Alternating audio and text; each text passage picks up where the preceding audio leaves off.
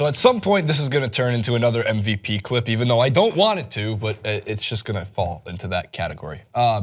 We've said this, and not just us. We're not the first. We won't be the last. Every single year, LeBron James is the MVP.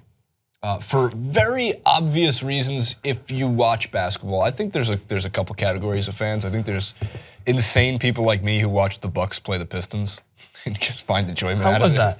It's all right. It wasn't bad. And then there's the fans of like one specific team who will watch that team play every night or every 3 nights. And then you have those who just follow. They follow the trends.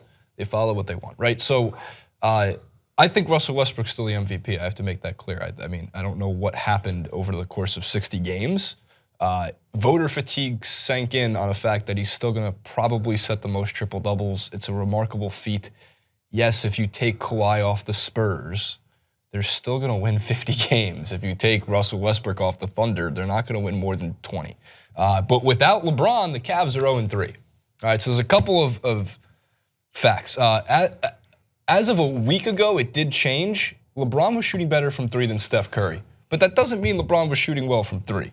They were both under 40% this season, which is remarkable.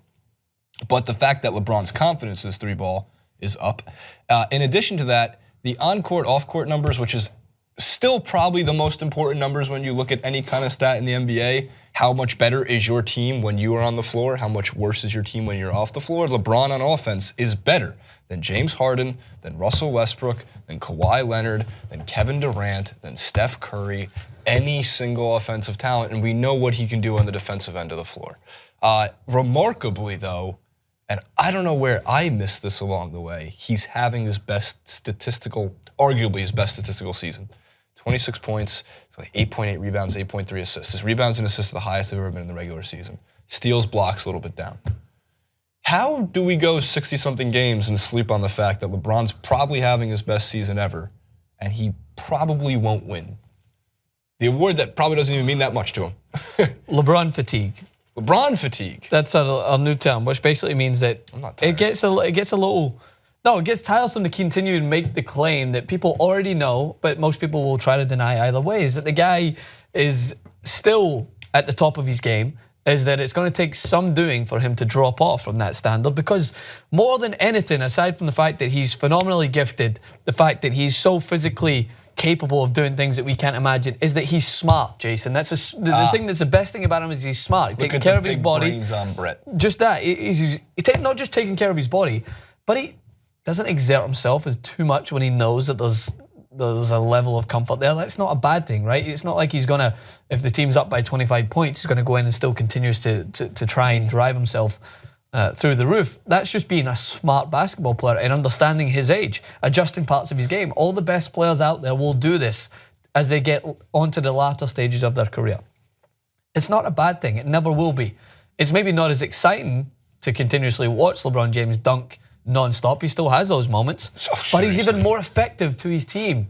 And that's the best thing about him, is that he's always going to be effective to the point where you're never going to not need LeBron James, even when he's getting to the latter stages of his career. And that's something that I appreciate in every single athlete who wants to prolong their career for as long as possible. Yeah, I don't think you'll see a LeBron James go out the way you see Kobe Bryant go out. Because I'm not trying to make any sort of offensive claim to Kobe Bryant, but Kobe Bryant's game pretty much stayed true to itself from start to finish. Right, and it did just, to Kobe's, I mean, until those injuries happened very, very late in his career, he was still playing at an elite level. I mean, it wasn't that, I'm talking about the way he left the game. I'm agreeing with you on that. I'm agreeing with you with that. A few more things on the Kobe, LeBron, Dirk Nowitzki note, which there should, Andre Snelling is doing a clip on Dirk. Do not worry, we're not sleeping on Dirk Nowitzki. Okay, we have a whole, I'm having Well, not sleeping with Dirk Nowitzki Not sleeping with him either. I'm having Andre do like a whole 15, 20-minute stat extravaganza about one of the best scorers of all time. Dirk just passed 30,000 points. You know where LeBron sits 14 years into his career? 28,350 points. Yeah, I remember he said it too. 28,350 points. So not only will he surpass Dirk, he'll surpass Michael and Kobe with probably 3 seasons to spare, and he'll be gunning, all barring health. I know that, but it's just tough to look at LeBron and think he's ever going to get injured. Probably just death cursed him. He's going to be the greatest scorer in the history of basketball. It's tough to find a way that he wouldn't get there. He's on pace for it. He might be the first ever to get 40,000 points. He'll be the only guy in the top 3 in scoring, top 10 in assists, and top 10 in rebounds, and there's not anybody close. We've gone through these numbers in the past, but it's just slowly becoming one of those things of acceptance, right? Yeah. Somebody also put on Twitter, interestingly, like, do you know what happened with where Michael Jordan and Kobe Bryant were for the 30,000th point? And a quick research, it's not like I just knew that off the top of my head, that would be insane. Michael Jordan's came on the Wizards at the foul line against the Chicago Bulls, which is really interesting. Kobe's came over Robin Lopez on the New Orleans Hornets when they were the New Orleans Hornets with the big sideshow bob. Love that. Because Dirks came over. Who was it on the Lakers? I just watched it recently. Anyway, but still, it's a LeBron pumping clip. I get it, but it's just one of the things where you just enjoy what you're seeing. J.R. Smith is back. I'm not sure if anybody saw the Reddit thread, but the pipe awakens is what they called. The pipe awakens. He hit 1-3. He was not that good in the game, but the 1-3 he took was he botched like the pass that was coming towards him, so it's like at the corner, so he just does a turnaround heave and nails it. What else do you want?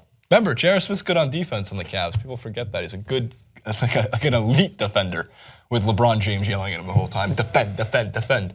Francis Maxwell, enjoy LeBron James, because we're watching one of the 3 greatest to ever play the game. So I heard that. Amen. just some fun stats, man. Just some fun stats in the MVP ladder. There's only 4 candidates, so leave it in the comment section below. Only 4 who deserve it. It's Westbrook, Harden, Kawhi, LeBron James. Rudy Gobert fans, get mad at me.